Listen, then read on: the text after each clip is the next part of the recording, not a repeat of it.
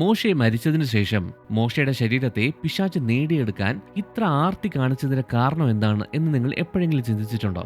ഇതൊരു വിചിത്രമായ ചോദ്യമായിട്ട് തോന്നാം, പക്ഷേ ബൈബിൾ ഇതിനെക്കുറിച്ച് വ്യക്തമായിട്ട് പറയുന്നുണ്ട്. ചരിത്രത്തിലെ തന്നെ ഏറ്റവും ഉന്നത വ്യക്തിയായ ഈ മോശ ഇസ്രായേൽ ജനത്തെ അടിമത്തത്തിൽ നിന്ന് രക്ഷിച്ച് അവരുടെ വാഗ്ദത്തമായ കനാൻ ദേശത്തെത്തിച്ച് 10 കൽപ്പന ദൈവത്തിൽ നിന്ന് വാങ്ങിക്കൊടുത്ത് പ്രത്യാശയുടെയും വിശ്വാസത്തിന്റെയും ഒരു വ്യക്തിയായിരുന്നു ഈ മോശ. എന്നാൽ മോശ മരിച്ചതിന് ശേഷം സംഭവിച്ചത് ഞെട്ടിക്കുന്നതാണ്.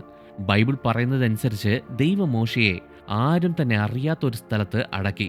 പക്ഷെ അതിനുശേഷം ഒരു പ്രത്യേക സംഭവം ഉണ്ടായി. മോശയുടെ ശരീരത്തെ ചൊല്ലി ദൂതനായ മീഖായേലും പിശാചും തമ്മിൽ ഒരു വലിയ തർക്കം ഉണ്ടായി. ഇത് ചുമ്മാ പറയുന്ന കാര്യമൊന്നുമല്ല. യൂദയുടെ പുസ്തകം 9-ാം വാക്യത്തിൽ ഇതിനെക്കുറിച്ച് വ്യക്തമായിട്ട് പറയുന്നുണ്ട്. അവിടെ പ്രധാന ദൂതനായ മീഖായേലും സാത്താനും തമ്മിൽ മോശയുടെ ശരീരത്തെ ചൊല്ലി ഒരു വലിയ പ്രശ്നം തന്നെ നടക്കുന്നുണ്ട്. ഈ വാക്യം ഉത്തരം നൽകുന്നുണ്ട്, എന്നാൽ അതിനേക്കാൾ കൂടുതൽ ചോദ്യങ്ങളാണ് നമ്മുടെ മനസ്സിൽ ഉയർത്തുന്നത്. അതുകൊണ്ട് ഈ മോശയുടെ മരണത്തെ ചുറ്റിപ്പറ്റിയുള്ള കാര്യങ്ങളെക്കുറിച്ചും ഇങ്ങനെ അവർ തർക്കിക്കാനുള്ള കാരണം എന്താണ് എന്നും നമുക്ക് വിശദമായി ഈ വീഡിയോയിൽ നോക്കാം. ഈ ചാനൽ ആദ്യമായിട്ടാണ് നിങ്ങൾ കാണുന്നതെങ്കിൽ സബ്സ്ക്രൈബ് ചെയ്യുക. നമുക്കിനി വീഡിയോയിലേക്ക് കടക്കാം.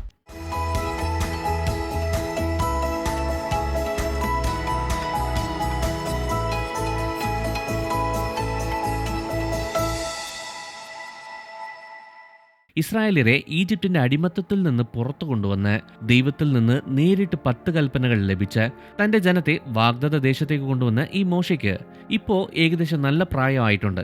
അസാധാരണമായ കൂടിക്കാഴ്ചകൾ, ദിവ്യ വെളിപ്പെടുത്തലുകൾ, ശക്തമായ അത്ഭുതങ്ങൾ എന്നിങ്ങനെ ഒരുപാട് അത്ഭുതങ്ങൾ കൊണ്ട് നിറഞ്ഞതായിരുന്നു മോശയുടെ ജീവിതം. പക്ഷേ വാഗ്ദത്ത ദേശത്തിൽ കയറുന്നതിന് തൊട്ടുമുമ്പ് ഒരു വലിയ തെറ്റ് അവൻ ചെയ്തു. എന്താണെന്ന് പറഞ്ഞാൽ, ഇസ്രായേൽ ജനത്തിന് കുടിക്കാൻ വേണ്ടി പാറയോട് സംസാരിക്കെ അതിൽ നിന്ന് വെള്ളം പുറത്തു വരുമെന്ന് ദൈവം മോശയോട് പ്രത്യേകം പറഞ്ഞിട്ടുണ്ടായിരുന്നു. എന്നാൽ നിർഭാഗ്യവശാൽ ഇസ്രായേലിയർ എല്ലാ സമയത്തും പിറുപിറുക്കുന്നത് കാരണം ദേഷ്യം വന്ന മോശ ജനത്തെ ഒരു പാറയുടെ മുമ്പിൽ കൊണ്ടുവന്നിട്ട് പറഞ്ഞു, മത്സരിക്കുന്നവരെ ശ്രദ്ധിക്കുക, ഞങ്ങൾ ഈ പാറയിൽ നിന്ന് നിങ്ങൾക്ക് വെള്ളം പുറപ്പെടുവിക്കട്ടെ എന്ന് ചോദിച്ചു. ഇങ്ങനെ പറഞ്ഞത് വലിയ കുഴപ്പമൊന്നും ഇല്ലല്ലോ എന്ന് നമുക്ക് തോന്നാം, പക്ഷേ അത് വളരെ ഗുരുതരമായ പ്രത്യാഘാതങ്ങൾ ഉണ്ടാക്കി. ദൈവം എന്ന് പറയുന്നതിന് പകരം ഞങ്ങൾ എന്ന വാക്ക് ഉപയോഗിച്ചതാണ് മോശ ചെയ്ത ആദ്യ തെറ്റ്. മോശയല്ല, ദൈവത്തിന്റെ ശക്തിയാണ് ആ പാറയിൽ നിന്ന് വെള്ളം പുറപ്പെടുവിക്കുന്നത്. ഞങ്ങൾ എന്ന് പറഞ്ഞു കഴിഞ്ഞാൽ അതിന്റെ അർത്ഥം മോശയുടെ ശക്തി കാരണമാണ് അതിൽ നിന്ന് വെള്ളം വന്നത് എന്നതാണ്. രണ്ടാമത്തെ കാര്യം, ദൈവം പാറയോട് സംസാരിക്കാൻ പറഞ്ഞു, പക്ഷെ മോശ പാറയിൽ അടിച്ചു. ഇത് ചെയ്ത ഉടൻ തന്നെ ദൈവം മോശയോട് നീ ചെയ്ത ഈ തെറ്റ് കാരണം വാഗ്ദത്ത ദേശത്തേക്ക് പോകില്ല എന്ന് തീർത്ത് പറഞ്ഞു. ഒന്ന് ആലോചിച്ച് നോക്കിക്കേ, മോശ അനുഭവിച്ച കാര്യങ്ങളൊക്കെ സങ്കല്പിക്കാൻ പറ്റുമോ? ഒരുപാട് കഷ്ടം സഹിച്ചാണ് അവൻ വന്നത്, പക്ഷേ അവസാനം അത് നഷ്ടപ്പെട്ടു പോയി. അതിനുശേഷം അവൻ മരിച്ചു. ആവർത്തന പുസ്തകം 34-ാം അധ്യായം 5-6 വാക്യങ്ങൾ മോശയുടെ മരണം എങ്ങനെയായിരുന്നുവെന്ന് എടുത്തു പറയുന്നുണ്ട്. യഹോവ പറഞ്ഞതുപോലെ യഹോവയുടെ ദാസനായ മോശ അവിടെ മോവാബ് ദേശത്തിൽ വെച്ച് മരിച്ചു. യഹോവ അവനെ മോവാബിൽ ബെത്പെയോറിന് എതിർവശത്തുള്ള താഴ്വരയിൽ സംസ്കരിച്ചു. എന്നാൽ ഇന്നുവരെ അദ്ദേഹത്തെ സംസ്കരിച്ച സ്ഥലം ആരും അറിയുന്നില്ല. വചനം പറയുന്നതനുസരിച്ച് മോവാബ് ദേശത്ത് വെച്ച് മോശ മരിച്ചു. അതിനുശേഷം നിഗൂഢവും ദിവ്യവുമായ ഒരു കാര്യം സംഭവിച്ചു. ദൈവം തന്നെ മോശയെ അടക്കം ചെയ്തു. ബൈബിളിൽ ഒരു സ്ഥലത്തും സംഭവിച്ചിട്ടില്ലാത്തൊരു കാര്യമാണിത്. പ്രപഞ്ചത്തിന്റെ സൃഷ്ടാവായ ദൈവം ഒരു മനുഷ്യനെ അടക്കി. ദൈവം മനുഷ്യരെ അടക്കം ചെയ്തതായിട്ട് നാം അങ്ങനെ കേട്ടിട്ടില്ല. ഇങ്ങനെ ദൈവം തന്നെ ചെയ്യണമെങ്കിൽ ദൈവവും മോശയും തമ്മിലുള്ള ബന്ധം എന്തായിരിക്കും എന്നുള്ളത് ഈ കാര്യം എടുത്തു കാണിക്കുന്നു. മോശ കർത്താവിന്റെ ദാസൻ മാത്രമല്ല, അവൻ ദൈവത്തിന് ഒരു നല്ല കൂട്ടുകാരനായിരുന്നു. ഈ സൗഹൃദത്തിന്റെയും സ്നേഹത്തിന്റെയും ബഹുമാനത്തിന്റെയും കാരണമാണ് ശ്രദ്ധേയമായ ഒരു കാര്യം സംഭവിച്ചത്. പക്ഷെ ഇതിനകത്ത് പല ചോദ്യങ്ങൾ ഉയർന്നു വരുന്നുണ്ട്. ദൈവം മോശയെ ഒരു രഹസ്യ സ്ഥലത്ത് അടക്കം ചെയ്യാൻ തീരുമാനിച്ചതിന്റെ കാരണം എന്താണ്? മോശയുടെ ശരീരം അടക്കം ചെയ്തതിന്റെ സ്ഥലം മറച്ചുവെച്ചതിന് കാരണം എന്താണ് എന്നൊക്കെ.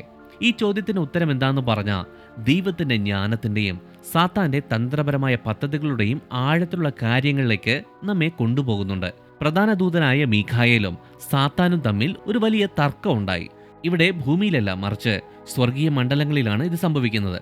ഇതൊരു സാധാരണ പ്രശ്നമല്ല. സാത്താൻ മോശയുടെ ശരീരം ചോദിച്ചാണ് പ്രശ്നം ഉണ്ടാക്കുന്നത്. ഈ കാര്യത്തെ പ്രധാന ദൂതനായ മീഖായേൽ എതിർത്തു. ഈ തർക്കത്തിലുണ്ടായ എല്ലാ കാര്യങ്ങളെക്കുറിച്ചും ബൈബിൾ നമ്മോട് പറയുന്നില്ല, പക്ഷേ മീഖായേൽ സാത്താന്റെ അവകാശവാദത്തെ ചെറുത്തു നിന്നു എന്ന് ബൈബിൾ നമ്മോട് പറയുന്നു. വലിയ ശക്തിയും അധികാരവുമുള്ള ഈ പ്രധാന ദൂതനായ മീഖായേൽ തന്റെ നിലപാടിൽ ഉറച്ചു നിന്നു. പക്ഷേ അവൻ സ്വന്തം നാമത്തിലോ ശക്തിയിലോ സാത്താനെ ശാസിച്ചില്ല. പകരം അവൻ പറഞ്ഞു, കർത്താവ് നിന്നെ ശാസിക്കട്ടെ എന്ന്. സാത്താനെ ശാസിക്കാനുള്ള ശക്തി ദൈവത്തിൽ നിന്ന് മാത്രമാണ് എന്ന് അംഗീകരിക്കുന്ന പ്രധാന ദൂതനായ മിഖായേലിന്റെ താഴ്മയും ജ്ഞാനവും ഇവിടെ നമുക്ക് കാണാം. സാത്താൻ മോശയുടെ ശരീരത്തിനു വേണ്ടി ഇത്ര താല്പര്യം കാണിക്കാനുള്ള കാരണം എന്താണ്? മരിച്ചുപോയ ഒരു മനുഷ്യന്റെ ശരീരം കൊണ്ട് അവൻ എന്താണ് പ്രയോജനമെന്ന് ചോദ്യങ്ങൾ നമ്മുടെ മനസ്സിലുണ്ടാകാം. അതിന്റെ ഉത്തരം എന്താണെന്ന് പറഞ്ഞാൽ, ആദ്യത്തേത്, മോശയെ ഉയർത്തെഴുന്നേൽപ്പിച്ച് സ്വർഗത്തിലേക്ക് എടുത്തുകൊണ്ട് പോകുന്നത് തടയാൻ സാത്താൻ ആഗ്രഹിച്ചിട്ടുണ്ടാകാനുള്ള സാധ്യതയുണ്ട്. ഏലിയാവ് ഹാനോക്കിനെ പോലെ ദൈവം മോശയെയും സ്വർഗത്തിലേക്ക് കൊണ്ടുപോകാൻ പ്ലാനുണ്ട് എന്ന് സാത്താൻ തെറ്റിദ്ധരിച്ചിട്ടുണ്ടാകും. മറ്റൊരു പ്രധാന കാരണം, ഇസ്രായേലിയർ മോശയുടെ ശരീരത്തെ ഒരു വിഗ്രഹത്തെ പോലെ ഉപയോഗിക്കാമെന്ന് സാത്താൻ ആഗ്രഹിച്ചു കാണാൻ സാധ്യതയുണ്ട്. പുറപ്പാട് 32 അധ്യായത്തിലെ സ്വർണ്ണ കാളയക്കുട്ടിയുടെ സംഭവം ഓർമ്മയുണ്ടോ? ഇത് അറിയാവുന്ന സാത്താൻ മോശയുടെ ശരീരത്തെയോ അല്ലെങ്കിൽ അതിന്റെ അവശിഷ്ടങ്ങളെയോ ആരാധിക്കാൻ അവരെ പ്രലോഭിപ്പിക്കാൻ സാധ്യതയുണ്ട്. കാരണം ഇസ്രായേലരുടെ മുമ്പിൽ അത്ര വലിയ കാര്യങ്ങളാണ് മോശ ചെയ്തത്. അറിഞ്ഞോ അറിയാതെ ആണെങ്കിലും എല്ലാവരും മോശയുടെ ശരീരത്തെ വണങ്ങും. അത് പതുക്കെ പതുക്കെ വിഗ്രഹാരാധനയിലേക്ക് കൊണ്ടുപോകും. ഇസ്രായേലിയരെ ഈ കെണിയിൽ നിന്ന് രക്ഷിക്കാൻ വേണ്ടിയായിരിക്കാം ദൈവം ആ ശരീരം ആർക്കും തന്നെ കൊടുക്കാത്തത്. മൂന്നാമത്തെ കാരണം, വെളിപ്പാട് 12 അധ്യായം 10 വാക്യത്തിൽ അപവാദി എന്ന് വിളിക്കപ്പെടുന്ന സാത്താൻ മോശെ ചെയ്ത മുൻകാല പാപങ്ങളെയും ദൈവത്തിന്റെ മുമ്പിലുള്ള അയോഗ്യതയും കുറ്റപ്പെടുത്താൻ സാധ്യതയുണ്ട്. മോശയ്ക്ക് പറ്റിയ അബദ്ധങ്ങൾ, അതായത് അവൻ ഒരു ഈജിപ്തുകാരനെ കൊന്നു, നിയമത്തിന്റെ പലക താഴെയിട്ട് ഉടച്ചു കളഞ്ഞു, മാത്രമല്ല സംസാരിക്കുന്നതിന് പകരം പാറയിൽ അടിച്ചു. ഇതെല്ലാം ഉപയോഗിച്ച് സാത്താൻ മോശയെ കുറ്റപ്പെടുത്തുമായിരുന്നു. പിശാചിന് ശരിക്കും പറഞ്ഞാൽ മറ്റുള്ളവരെ കുറ്റം പറയാൻ ഭയങ്കര ഇഷ്ടമാണ്. പക്ഷേ മോശ ഒരുപാട് മഹത്തായ കാര്യങ്ങൾ ദൈവത്തിനു വേണ്ടി ചെയ്തിട്ടുണ്ട്. അവസാനത്തേത്, ദൈവത്തിന്റെ പദ്ധതിയും ശക്തിയും പരിഹസിക്കാൻ സാത്താൻ ആഗ്രഹിച്ചിട്ടുണ്ടാകാം. മോശയുടെ ശരീരം പിടിച്ചെടുത്തു കഴിഞ്ഞാൽ, അതായത് ദൈവം തെരഞ്ഞെടുത്ത നേതാവും മധ്യസ്ഥനുമായ മനുഷ്യനെ തന്നെ പിടിച്ചെടുത്തു കഴിഞ്ഞാൽ, അത് അവന്റെ വിജയത്തിന്റെ ഒരു ട്രോഫി പോലെയല്ലേ? പിശാചിന്റെ അഹങ്കാരം കാരണം ദൈവത്തിന്റെ പദ്ധതികളെ എപ്പോഴും വെല്ലുവിളിക്കാൻ ശ്രമിക്കുന്നു.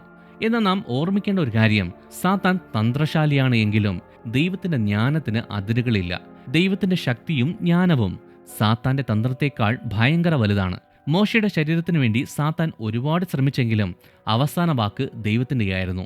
ദൈവത്തിന്റെ ഉദ്ദേശങ്ങളെ പരാജയപ്പെടുത്താൻ ആർക്കും പറ്റില്ല. ദൈവത്തിന്റെ പദ്ധതികളെ പരാജയപ്പെടുത്താനും കഴിയില്ല. സാത്താൻ ഭയങ്കര തന്ത്രശാലിയാണ്, പക്ഷേ ദൈവം അതിനേക്കാൾ എത്രയോ വലിയ ജ്ഞാനിയാണ്. ദൈവം എപ്പോഴും ഒരു പടിയല്ല പല പടി മുന്നിലാണ്. അതിന്റെ കൂടെ കിടപിടിക്കാൻ സാത്താനും പറ്റില്ല, മറ്റാർക്കും കഴിയില്ല. ഏത് സമയത്തും ദൈവത്തിന്റെ പദ്ധതികൾ മാത്രമേ വിജയിക്കത്തുള്ളൂ. അതുകൊണ്ട് പ്രത്യേകം ഓർക്കുക, സാത്താൻ എത്ര തന്ത്രശാലിയാണെന്ന് പറഞ്ഞാലും കാര്യമൊന്നുമില്ല. ദൈവത്തിന്റെ ജ്ഞാനവും ശക്തിയും നമ്മോടുള്ള സ്നേഹവും അളക്കാൻ കഴിയാത്ത അത്ര വലുതാണ്. ഇതിനകത്ത് നമുക്ക് പഠിക്കാനുള്ള ഒരു വലിയ പാഠമുണ്ട്. ആദ്യത്തേത് എന്താണെന്ന് പറഞ്ഞാൽ, ഇത് സത്യ ആരാധനയുടെ പ്രാധാന്യത്തെക്കുറിച്ച് ഓർമ്മിപ്പിക്കുന്നു. ഇസ്രായേലിയർ പല പ്രാവശ്യം വിഗ്രഹത്തെ ആരാധിച്ചു. അത് സ്വർണ്ണ കാളകുട്ടിയായാലും ശരി, വെങ്കല സർപ്പമായാലും ശരി, അവർ ഏകസത്യ ദൈവത്തിന്റെ ആരാധനയിൽ നിന്ന് പെട്ടെന്ന് വ്യതിചലിച്ചു. അതുകൊണ്ട് തന്നെ മോശയുടെ ശരീരത്തെ ആരാധന വസ്തുവായി ദുരുപയോഗം ചെയ്യാനുള്ള സാധ്യത ഉണ്ടെന്ന് ഇത് എടുത്തു കാണിക്കുന്നുണ്ട്. നമ്മുടെ ആരാധന എപ്പോഴും ദൈവത്തിൽ മാത്രം കേന്ദ്രീകരിക്കാൻ നമ്മെ ഇത് ഓർമ്മിപ്പിക്കുന്നു. രണ്ടാമതായിട്ട്, ദൈവത്തിന്റെ കൃപ നമ്മുടെ പോരായ്മകൾക്കപ്പുറത്തേക്ക്, നമ്മുടെ തെറ്റുകൾക്കപ്പുറത്തേക്ക് വ്യാപിക്കുന്നുവെന്നും ദൈവത്തിന്റെ സ്നേഹം നാം മുൻകാലങ്ങളിൽ ചെയ്ത പാപത്തേക്കാൾ ശക്തമാണെന്നും ഇത് സാക്ഷ്യപ്പെടുത്തുന്നുണ്ട്. അവസാനമായിട്ട്, സാത്താന്റെ പ്രലോഭനങ്ങളെ ചെറുക്കേണ്ടതിന്റെ ആവശ്യതയെക്കുറിച്ച് നമ്മെ ഓർമ്മിപ്പിക്കുന്നു.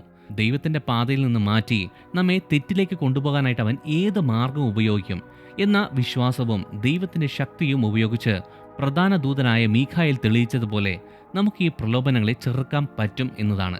മോശയുടെ ശരീരത്തെക്കുറിച്ചുള്ള ഈ സംഭവം ഒരു ഭയാനകമായ യുദ്ധമായിട്ടല്ല, മറിച്ച് ദൈവത്തിന്റെ സ്നേഹം അത് എന്നേക്കും നിലനിൽക്കുന്നതാണ്. അത് സംരക്ഷിക്കും, നമ്മെ നന്നായി കരുതുമെന്ന് ഈ സംഭവം ഓർമ്മിപ്പിക്കുന്നു. അതുകൊണ്ട് ദൈവത്തിന് വേണ്ടി നിൽക്കുക, ദൈവത്തിൽ ആശ്രയിക്കുക. ഈ വീഡിയോ ഇഷ്ടമായി ലൈക്ക് ചെയ്യുക, ഈ ചാനൽ സബ്സ്ക്രൈബ് ചെയ്യുക. നിങ്ങൾ ദൈവത്താൽ അനുഗ്രഹിക്കപ്പെട്ടവർ.